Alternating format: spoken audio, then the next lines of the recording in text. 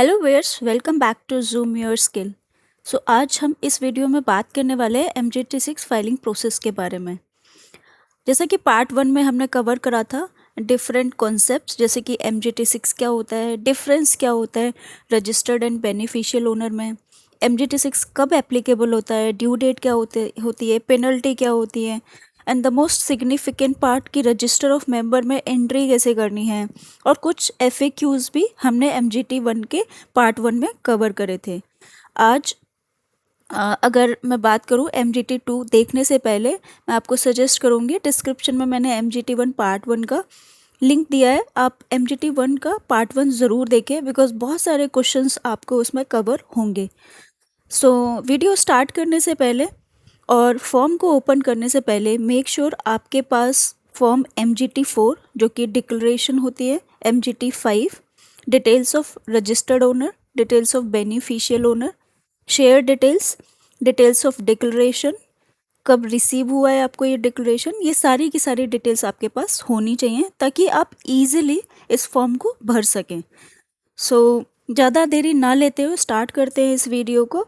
और अगर आपने चैनल को सब्सक्राइब नहीं करा है तो जूम योर स्किल चैनल को सब्सक्राइब करिए ताकि आपको इसी तरीके की इन्फॉर्मेशनल वीडियो मिलती रहे। आइए डिस्कस करते हैं MGT6 फाइलिंग कैसे करते हैं, फॉर्म कैसे बनाते हैं, step by step, field by field हम इस फॉर्म को समझेंगे। क्यों फील्ड बाय फील्ड समझना ज़रूरी है? बिकॉज हम फॉर्म तो फाइल कर देते हैं बट कई बार ROC की तरफ से जब हमें शोकॉज नोटिस आता है गलत फॉर्म फाइल करने पर, तो फिर हमें पेनल्टी पे करनी पड़ती है। तो मेक श्योर हर फील्ड के बारे में आपको जानकारी होनी चाहिए ताकि आप करेक्ट फॉर्म भर सकें। एग्जाम्पल के माध्यम से हम समझेंगे इस फॉर्म को फाइल करना। आइए देरी ना करते हुए स्टार्ट करते हैं इस वीडियो को।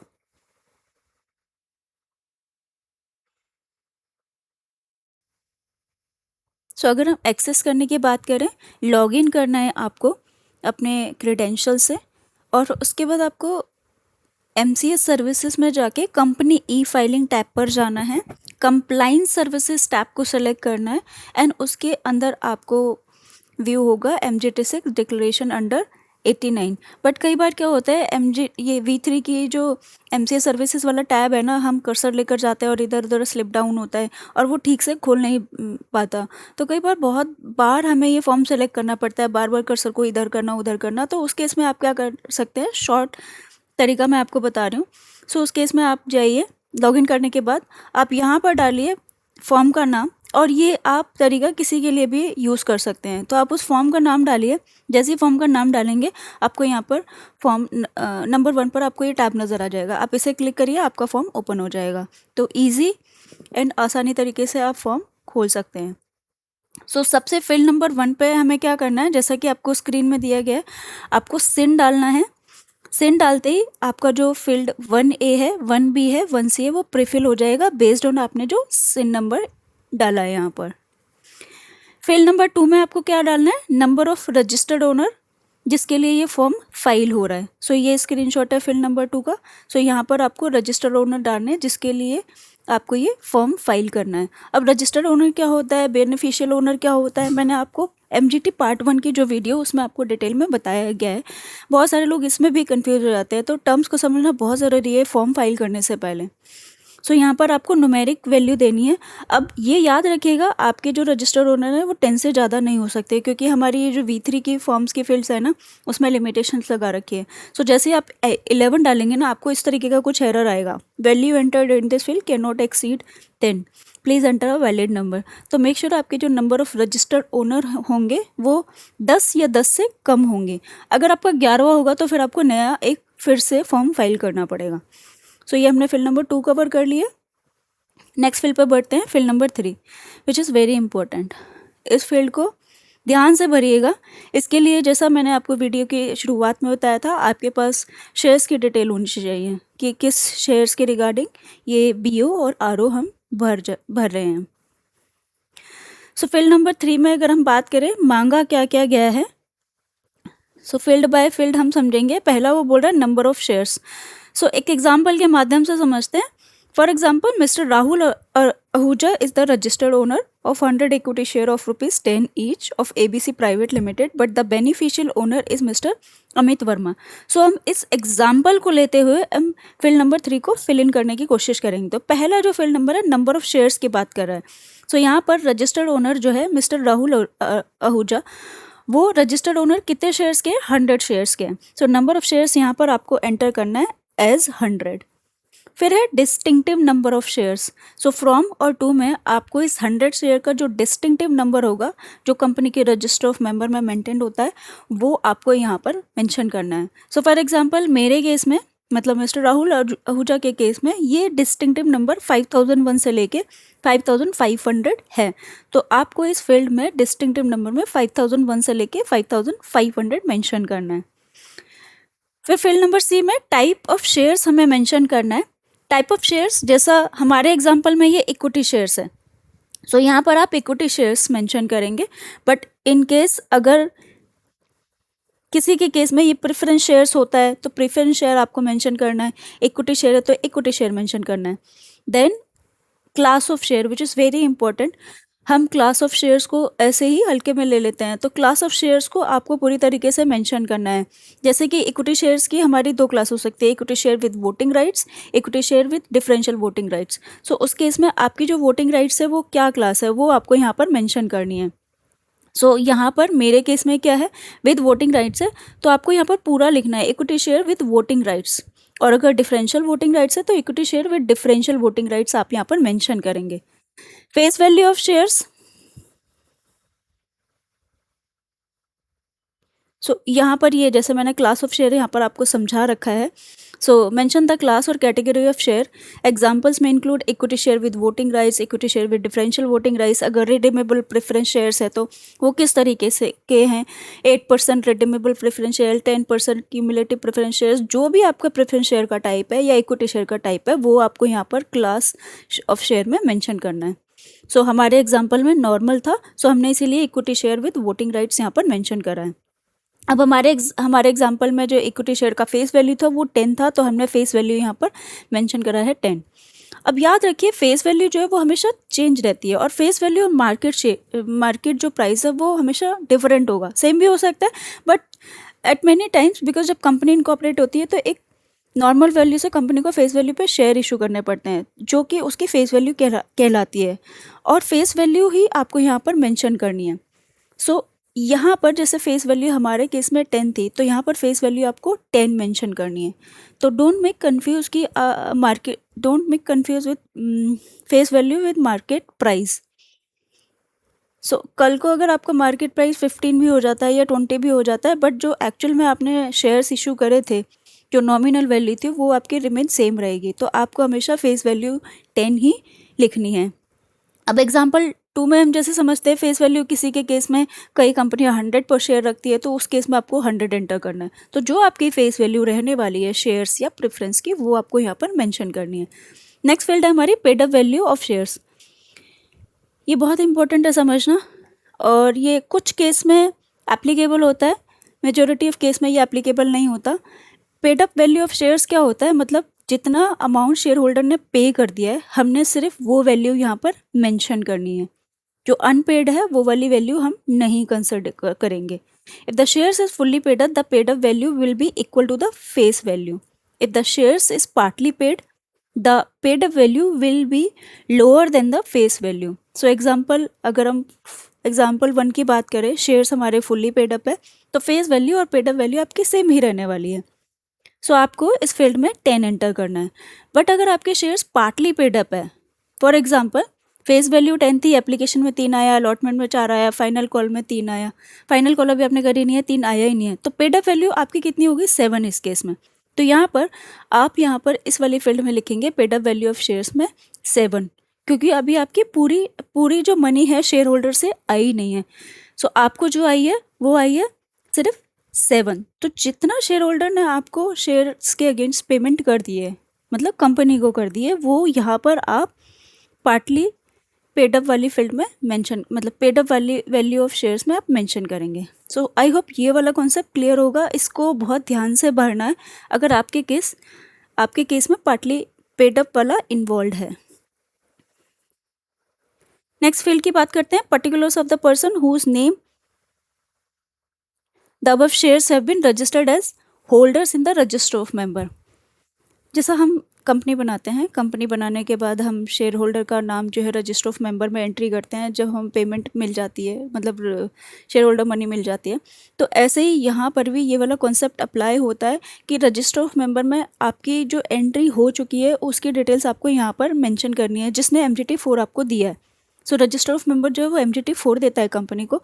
सो जो MGT4 में आपकी डिटेल्स होगी वो कुछ डिटेल्स होती हैं। सो वहाँ से आपको वो इन्फॉर्मेशन कॉपी करके यहाँ पर आप पेस्ट कर सकते हैं। सो क्या क्या इन्फॉर्मेशन आपको यहाँ पर फिल इन करनी है? पहला आपको income tax PAN number, passport number और अदर रजिस्ट्रेशन नंबर यहाँ पे मेंशन करना है। जैसा कि मैंने पर्पल कलर में आपको मार्क कर रखा है, it is mandatory to provide either of the fields father's name, husband names, name of authorise person. So ये जो रेड कलर में यहाँ पर फील्ड में मार्क कर रखा है ना, ये बहुत इंपॉर्टेंट है बिकॉज कई बार ये वाली इन्फॉर्मेशन छूट जाती है, बट आप सेव करोगे, सेव पर वो एरर आपको दिखाएगा, पर आपको भरना ये ज़रूरी है। सो रजिस्टर्ड ओनर के केस में अगर आपका पैन नंबर है, इंडिविजुअल के केस में मतलब इंडियन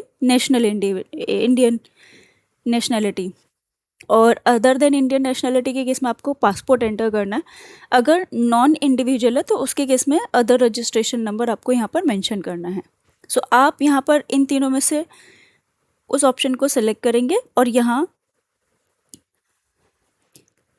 पर आपको इसमें से किसी एक ऑप्शन को सिलेक्ट करना है और इस वाली फील्ड में आपको यहाँ पर ये रजिस्ट्रेशन नंबर एंटर करना है।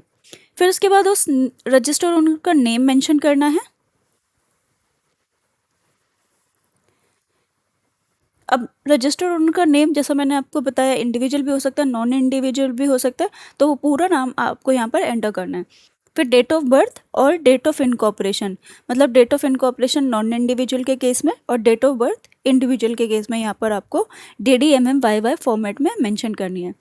अगर आपके पास डेट ऑफ बर्थ अवेलेबल नहीं है किसी इंडिविजुअल की जिसकी डेट ऑफ बर्थ 1 जनवरी 1980 मेंशन करनी है उस केस में, ताकि आपको सिस्टम एरर ना दिखाए इस वाली फील्ड में। नेशनलिटी आपको ड्रॉप डाउन से सेलेक्ट करनी है, ड्रॉप डाउन से आप सेलेक्ट करके आप उसे पिकअप कर सकते हैं। मोबाइल नंबर में अगर हम बात करें सो यहाँ पर +9 जैसे हमारे V3 फॉर्म में सब में ये इंक्लूजन हो चुका है। आपको यहाँ पर पहले कंट्री कोड सिलेक्ट करना है, जैसे इंडिया के लिए है +91 तो आपको यहाँ पर +91 सिलेक्ट करना है और उसके बाद आपको यहाँ पर अपना मोबाइल नंबर डालना है एंड एक ईमेल आईडी जिसके ईमेल पर आपको ईमेल आएगी। सो ये सारी की सारी फील्ड जैसा मैंने आपको यहाँ पर बताया ये यहाँ पर आपको डिटेल में समझाई गई है। So income tax PAN number, passport number, other registration number किस किस केस में होता है वो सारा का सारा यहाँ पर आपको मैंने डिटेल में बताया है। सो जैसे हम अपने एग्जाम्पल के हिसाब से जाएं, नेम ऑफ रजिस्टर्ड ओनर हमारे केस में कौन था? मिस्टर राहुल था हमारे एग्जाम्पल के हिसाब से, तो हम राहुल के डेट ऑफ बर्थ यहाँ पर डाल देंगे। उसकी नेशनलिटी ऐसे ड्रॉप डाउन से आएगी, नेशनलिटी हम सेलेक्ट कर लेंगे। फिर मोबाइल नंबर डालेंगे, +91 डाल के मोबाइल नंबर हमें एंटर करना है, ईमेल आईडी डालना है।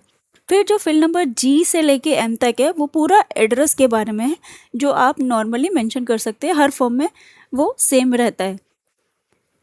Address line 1, address line 2 and then district और पिन नंबर डाल के आप पूरे एड्रेस को यहाँ पे फिल इन कर सकते हैं। फिर नेक्स्ट इंपॉर्टेंट फील्ड है फादर नेम, हस्बैंड नेम। सो इस केस में आपको क्या करना है, अगर आपको फादर नेम और हस्बैंड नेम मेंशन करना है तो आप नेम ऑफ ऑथराइज पर्सन नहीं भरेंगे। सो जैसा हमने ऊपर रेड वाले लाइन में पढ़ा था, आपको या फिर N फील्ड भरनी है या फिर O फील्ड भरनी है, कोई भी एक फील्ड भरनी है। सो फादर नेम और हस्बैंड नेम किस केस में एप्लीकेबल होगा? जहाँ पर इंडिविजुअल है, सो उस केस में आपको फादर नेम और हस्बैंड नेम देना है। और नॉन इंडिविजुअल के केस में आपको नेम ऑफ ऑथराइज पर्सन दे सकते हैं या फिर आप NA करके इसे मेंशन कर सकते हैं। अब कई बार क्या होता है, जो बेनिफिशियल ओनर होता है वो हमारा होता है नॉन इंडिविजुअल, जैसे ABC प्राइवेट लिमिटेड है, तो उस केस में हम क्या फादर्स नेम और हस्बैंड नेम देंगे? सो उस केस में आपको क्या करना है, NA करके ड्रॉप कर देना है, मतलब NA डालेंगे और NA करके आप इस फॉर्म को फिल कर सकते हैं।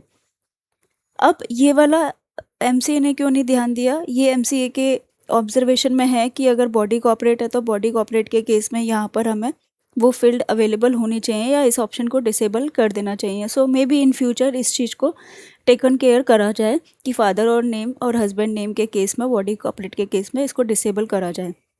फिर है नेम ऑफ ऑथराइज पर्सन। अगर आप फादर नेम और हस्बैंड नेम नहीं दे रहे तो उस केस में नेम ऑफ ऑथराइज पर्सन यहाँ पर मेंशन करना है।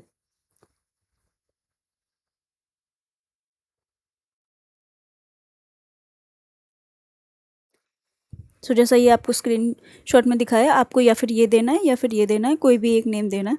मतलब उनको आइडेंटिटी जाननी है आरओसी को कि आप किसके बच्चे हो या फिर आप किसके स्पाउस हो या कौन है ऑथराइज पर्सन जिसके बिहाफ पे ये एंट्री हो रही है। फिर नेक्स्ट है date of entry of name in the register. अब ये इंपॉर्टेंट है, date of entry in the name of register, क्योंकि इसी के बेसिस पे हमारा कंप्लाइंस जो है वो स्टार्ट होता है। अब आपको ये जो डेट है वो डेट मेंशन करनी है जिस दिन आपको अलॉटमेंट हुई है, मतलब शेयर की अलॉटमेंट हुई है या फिर ट्रांसफ़र हुआ है या ट्रांसमिशन हुआ है, तो वो वाली डेट आप यहाँ पर मेंशन करेंगे। और यही डेट आपके रजिस्टर ऑफ मेंबर जो हमने MGT 1 पार्ट 1 में जो हमने देखा था रजिस्टर ऑफ मेंबर में एंट्री करना होता है। सो ये वाली डेट हमें वही वाली मेंशन करनी है जिस दिन हम एंट्री कर रहे हैं रजिस्टर ऑफ मेंबर में। तो ये बहुत इंपॉर्टेंट डेट है, इसको ध्यान से भरिएगा, गलती नहीं होनी चाहिए। तो अगर हम एग्जांपल के माध्यम से समझे, जैसे ABC प्राइवेट लिमिटेड है जिसने राहुल को शेयर अलॉट करे 1 अप्रैल को, तो यहाँ पर जो एंट्री आएगी इस वाली फील्ड में, P फील्ड में, तो वहाँ पर आपको 1 अप्रैल 2026 मेंशन करना है। तो जिस दिन आपके रजिस्टर ऑफ मेंबर में एंट्री हो रही है उसी दिन आपको यहाँ पर ये डेट एंट्री करनी है। नेक्स्ट डेट है हमारी date of declaration. Date of declaration मतलब कब इन्होंने डिक्लेरेशन दी है। एक MGT 4 और 5 का हमारे कंपनीज एक्ट में बाकायदा फॉर्मेट दिया हुआ है, आप उस फॉर्मेट को रूल्स में से डाउनलोड कर सकते हो, उस फॉर्मेट को फिल करके आपको कंपनी को देना पड़ता है, तो वो डिक्लेरेशन होती है बेसिकली। अब ये डिक्लेरेशन या फिर सेम डे दे सकता है रजिस्टर ओनर या फिर जब भी हो टाइम तब वो दे सकते हैं, बट विद इन 30 डेज में from the date of entry of name in the register, registered owner को कंपनी को भेजना होता है। सो 30 डेज़ के अंदर अंदर ये डिक्लेरेशन कंपलसरी है कि उसको कंपनी को भेजनी पड़ेगी, अदरवाइज़ जो हमारा जो पेनल्टी वाला है ना वो क्लॉज एप्लीकेबल हो जाता है। सो यहाँ पर अगर हम बात करें, जैसे राहुल शर्मा ने साइन करा है 25 अप्रैल को, 1 अप्रैल को शेयर अलॉट हुए, 25 अप्रैल को राहुल शर्मा ने डेट ऑफ डिक्लेरेशन दी, तो ये with in the time line है। तो कोशिश करिए जो डिक्लेरेशन हो विद इन टाइम लाइन हो।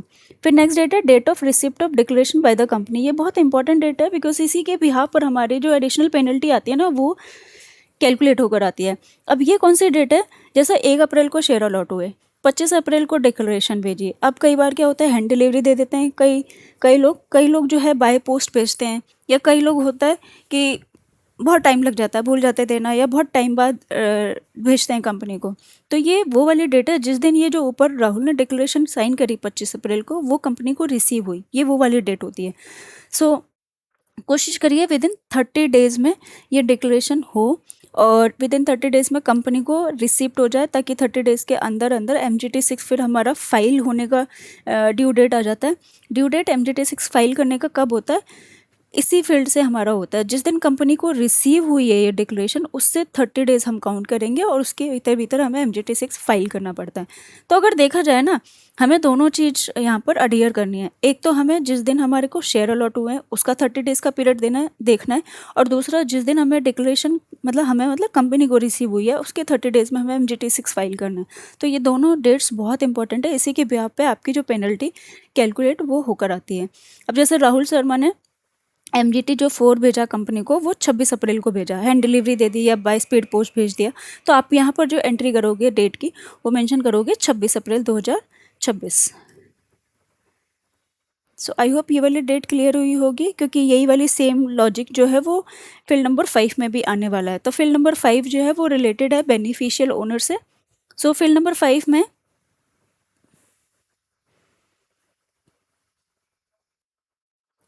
फील्ड नंबर 5 में आपको क्या करना है, आपको येस और नो सेलेक्ट करना है 5A में। सो अगर आपकी बेनिफिशियरी ओनर की आईडी बनी हुई है तो आपको येस सेलेक्ट करना है, और 5B में आपको बेनिफिशियरी आईडी बेनिफिशियल ओनर की आईडी मेंशन करनी है and bases on that beneficial owner ID आपकी जो रिमेनिंग इन्फॉर्मेशन है ना वो प्रीफिल हो जाएगी MCV3 डेटाबेस से। अब बेनिफिशियल ओनर की आईडी होता क्या है, ये बेसिकली एक आईडी होती है जो आपको अलॉट करी जाती है फर्स्ट टाइम जब आप MCA सिस्टम में एंट्री करते हैं। सो वो जो आईडी होती है आपको इंडिविजुअल को भी अलॉट हो सकती है, एंटिटी को भी, बॉडी कॉर्पोरेट को भी, बेस्ड ऑन पैन नंबर या पासपोर्ट नंबर जो आपने आईडी अप्लाई करते वक्त बनाया होगा। सो इस केस में जो है पैन वेरिफिकेशन मैंडेटरी होती है जब अप्लाई करते हैं तब। अब अप्लाई कैसे करते हैं, मतलब ऐसा कोई अलग से कोई फॉर्म नहीं है इसको अप्लाई करने का।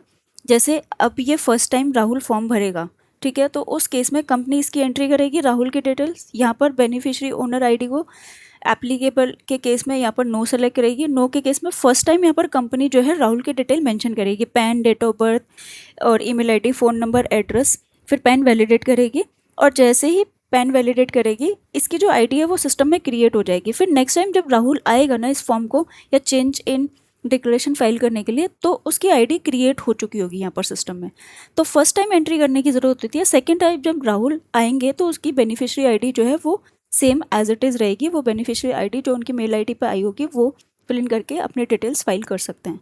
सो ये बेसिकली बेनिफिशियल ओनर आईडी का कॉन्सेप्ट रहता है। सो ये वाली जो फील्ड है पैन नंबर और ये सब चीज़ें आपको तभी देनी है जब आपकी बेनिफिशियल आईडी नहीं बनी हुई है। सो जब आप नो सेलेक्ट करोगे तभी यहाँ पे इनकम टैक्स देखिए और बाकी जो नीचे फील्ड्स हैं वो आपको यहाँ पर मेंशन करनी है। अच्छा, यहाँ पर एक बहुत इंपॉर्टेंट चीज़ जो है कई बार लोगों को याद नहीं रहता, मेरी बेनिफिशियल ओनर की आईडी बनी है नहीं है तो क्या है, बिकॉज इतनी सारी ईमेल्स आती है ना, नहीं हमें ध्यान रहता। तो उस केस में आप क्या कर सकते हैं, आपको फॉरगेट BO आईडी में क्लिक करना है, फिर आपके पास पूछा जाएगा इस वाले ऐसी करके आपके पास स्क्रीन आएगी, आपको पूछा जाएगा आपका पैन नंबर और पासपोर्ट नेम, क्लिक करेंगे आपके पास बेनिफिशियल ओनर आईडी पहुंच जाएगी आपकी मेल आईडी पर। अब अगर आपकी मेल आईडी चेंज हो गई है या मतलब आप एक्सेस नहीं कर पा रहे हैं तो उस केस में आपको टिकट रेज करनी पड़ेगी, आप हेल्प डेस्क से आप अपनी बेनिफिशियल ओनर आईडी पूछ के फिर आप इस फॉर्म को फाइल कर सकते हैं। एंड अगर आप फर्स्ट टाइम फॉर्म फाइल कर रहे हैं तो आपको जैसा मैंने बताया ये आपको बेनिफिशियल ओनर का नाम देना है, बॉडी कॉर्पोरेट होगा तो बॉडी कॉर्पोरेट का, ये सारी की सारी डिटेल्स आपको फिल करनी पड़ेगी अगर आप फर्स्ट टाइम आ रहे हैं, आपकी आईडी नहीं बनी है तो। जैसा यहाँ पर आपको first name, middle name, last name डालना है, फिर डेट ऑफ बर्थ डालना है, ड्रॉप डाउन से नेशनैलिटी सेलेक्ट करेंगे, मोबाइल नंबर, ईमेल डालना है, एड्रेस डालना है, ये जो भी रहेगा। ये जो कॉन्सेप्ट मैंने अभी आपको ऊपर समझाया था फादर्स नेम वाला वो यहाँ पर भी एप्लीकेबल होगा। सो अगर आपका नॉन इंडिविजुअल है तो उसके केस में फादर्स नेम के केस में आप NA सेलेक्ट करेंगे, यहाँ पर NA फिल करेंगे फर्स्ट नेम में, और डेट ऑफ डिक्लेरेशन आपकी सेम रहने वाली है जिस दिन आपकी बेसिकली डिक्लेरेशन और बेनिफिशियल ओनर ने साइन करी है, और जिस डेट को कंपनी को रिसीव हुई है, date of receipt of declaration, वो वाली कंपनी यहाँ पर डेट डालेगी। तो ये सारी की सारी डिटेल यहाँ पर आपको वन बाय फील्ड समझाई गई है। सो ये मैंने आपको पहले ही क्लियर कर दिया है। नॉन इंडिविजुअल के केस में अभी MCA के पास ऐसा कोई प्रोविज़न नहीं है कि इस ऑप्शन को डिसेबल कर सके फादर एंड हस्बैंड नेम के केस को। तो आपको यहाँ पर NA करके इस फील्ड को फिल करना है। MCA हेल्प डेस्क में टिकट रेज मत करिएगा कि आपका नॉन इंडिविजुअल है तो मैं यहाँ पे क्या टाइप करूँ, अननेसेसरली आपका टाइम वेस्ट होगा। तो आप NA करके फॉर्म को फाइल कर सकते हैं। डेट ऑफ डिक्लेरेशन हमने ऊपर ही समझ लिया है, यहाँ पर भी सेम कॉन्सेप्ट ही है, डेट ऑफ डिक्लेरेशन। अच्छा, डेट ऑफ डिक्लेरेशन ये कंपनी के केस में हो सकता है MGT 4 और 5 की डेट सेम भी हो सकती है, और जब ये दोनों भेजेंगे BO और RO ये डेट भी सेम हो सकती है, तो उससे कोई फ़र्क नहीं पड़ता है। फिर आपको नेक्स्ट पेज पर आना है। नेक्स्ट पेज में ये इंपॉर्टेंट डॉक्यूमेंट है, डिक्लेरेशन जो है आपको यहाँ पर दोनों लगानी है। यहाँ पर MGT 4 की डिक्लेरेशन लगानी है, यहाँ पर MGT 5 की डिक्लेरेशन लगानी है। सो मेक श्योर आप इन डिक्लेरेशन को अपने पास ऑलरेडी स्कैन करके रखें ताकि आपको फॉर्म फाइल करने में ज़्यादा टाइम ना लगे। फिर यहाँ पर आपको बोर्ड रेजोल्यूशन नंबर देना है, जैसा कि नॉर्मली हमारे सारे फॉर्म्स में प्रोसेस रहता है।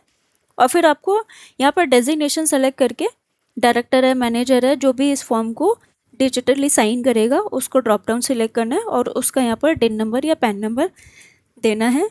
फॉर्म को नेक्स्ट करेंगे, सेव करेंगे, सबमिट करेंगे। सबमिट करने के बाद डाउनलोड करके डीएससी लगा के आप अपलोड कर सकते हैं, जैसा कि हमारे सारे फॉर्म्स में प्रोसेस रहता है।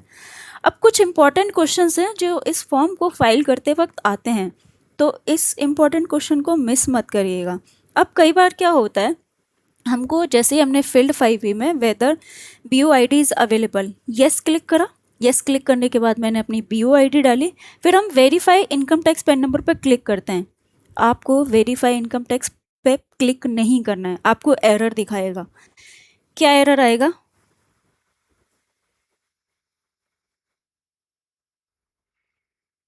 कुछ इस तरीके का एरर आएगा, the applicant details, the applicant's name and date of birth enter does not match with the PAN database. तो कहने का मतलब ये है, सिंपल और साधारण भाषा में अब समझाऊँ आपको, अगर आपकी BOID आपने यहाँ पे इनपुट करी है तो आपको वेरीफाई इनकम टैक्स पे क्लिक नहीं करना है। ये सिर्फ और सिर्फ उस केस में एप्लीकेबल है जब फर्स्ट टाइम आप सारी की सारी डिटेल्स खुद ही मैनुअली एंटर कर रहे हैं, मतलब date, name, date of birth, PAN number, address, email ID, phone number. यहाँ पर तो आपने BOID यहाँ पर डाली ना, डालने के बाद इन्फॉर्मेशन ऑटोमेटिकली प्रीफिल हुई है। तो जब ऑटोमेटिकली प्रीफिल हुई है तो उस केस में वेरीफाई वाला ऑप्शन यहाँ पर एप्लीकेबल नहीं होगा। तो वेरीफाई वाला जो एप्लीकेबल है सिर्फ फर्स्ट टाइमर वालों के लिए, जो पूरी इन्फॉर्मेशन डाल रहे हैं, जो जिसकी BOID बननी है, ठीक है, at the time of creation of BOID, ये वाला वेरीफाई इनकम टैक्स वाला जो बटन है वो आपको क्लिक करना है। अदरवाइज BOID अगर आपके पास अवेलेबल है तो आपको ये वाला बटन जो है वो वेरीफाई नहीं करना है, आप सीधे इस फॉर्म को फिल कर सकते हैं। ये बहुत ही इंपॉर्टेंट क्वेश्चन है, कई बार मैंने देखा है इस पर भी बहुत सारे लोग टिकट्स रेज करते हैं। सो मेरे नोन में है 1-2 लोग कि इस वाले क्वेश्चंस के लिए भी टिकट रेज करते हैं, तो ऐसा नहीं करना है, आपको वेरीफाई पे क्लिक नहीं करना है। और इस इम्पॉर्टेंट इन्फॉर्मेशन को शेयर करिएगा अपने प्रोफेशनल फ्रेंड के साथ ताकि उनकी मदद हो सके। सेकेंड इम्पॉर्टेंट पॉइंट क्या है? सेकेंड इम्पॉर्टेंट पॉइंट, जैसा मैंने आपको ऊपर भी बताया, अगर बेनिफिशियल ओनर या रजिस्टर्ड ओनर, मतलब फील्ड नंबर 4N और 5P में फादर नेम और हस्बैंड नेम नहीं है, मतलब नहीं है, मतलब किस केस में होगा? जब कंपनी होगी, तो उस केस में आपको एंटर NA करके इस फॉर्म को फिल इन करना है। मैं रिपीट कर रही हूँ, अगर कंपनी है, बेनिफिशियल ओनर या रजिस्टर ओनर, तो उस केस में आपको NA मेंशन करना है फादर नेम और हस्बैंड नेम में। थर्ड इम्पॉर्टेंट पॉइंट क्या है? थर्ड इम्पॉर्टेंट पॉइंट है, जब आपका बेनिफिशियल ओनर में या फिर रजिस्टर्ड ओनर में या किसी भी तरीके, जैसे 10 शेयर्स थे, 9 हो गए, राहुल था, अर्जुन हो गया, तो कोई भी आपकी इस वाले क्रेडेंशियल में चेंजेस आते हैं तो मेक श्योर आप MGT4 फ्रेश लेंगे, MGT5 फ्रेश लेंगे और फिर से MGT6 फॉर्म फाइल करेंगे। अब यहाँ पर क्या है, अगर आप फॉर्म देखोगे ना, फॉर्म में हमारे पास चेंज का कोई ऑप्शन नहीं दिया है। जैसे अगर आप LLP बैंड 2 या फिर कंपनी बैंड 2 का फॉर्म देखेंगे ना, वहाँ पर पर्टिकुलरली हमें 5-6 पर्पस दिए गए हैं कि आपको क्रिएशन करना है या चेंज इन पर्टिकुलर्स करना है। तो यहाँ पर इस तरीके का कुछ ऑप्शन हमें दिया नहीं गया है चेंज का। बट अगर आपका चेंज होता है आपके क्रेडेंशियल में, तो आप ऐसा मत करिएगा कि MGT6 में कोई चेंज का ऑप्शन नहीं दिया इसीलिए हमने फाइल ही नहीं करा। ऑल्दो आपने पहला फॉर्म फाइल कर दिया था 100 शेयर्स के लिए राहुल ने, तो उस केस में अगर राहुल की जगह कुणाल हो जाते हैं, 100 शेयर की जगह 90 हो जाते हैं या 110 हो जाते हैं, क्योंकि आपके पर्टिकुलर्स में चेंज आया है, तो आपको ये MGT4, MGT5, MGT6 फिर से नया फॉर्म फाइल करना पड़ेगा ताकि आपका पुराना जो है वो रिडंडेंट हो सके MC सिस्टम में और नया वाला जो है वो कंसिडरेशन में लिया जा सके। ये बहुत ही इंपॉर्टेंट पॉइंट है, कई बार कई लोग स्किप कर देते हैं।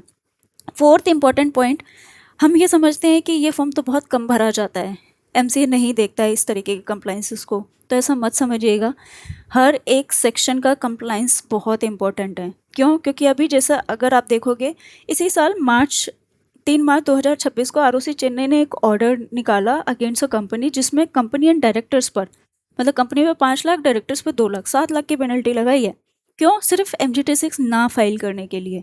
और MGT4 और 5 की डिक्लेरेशन कंपनी, क्योंकि वो तो इंटरनल है ना, इंटरनल कंपनी को MGT4 और 5 मिला होगा जुलाई 24 में, बट MGT6 नहीं फाइल करा। सो MGT6 फाइल करना बहुत ज़रूरी है। इस केस में ROC चेन्नई ने कंपनी एंड डायरेक्टर्स पर पेनल्टी लगाई।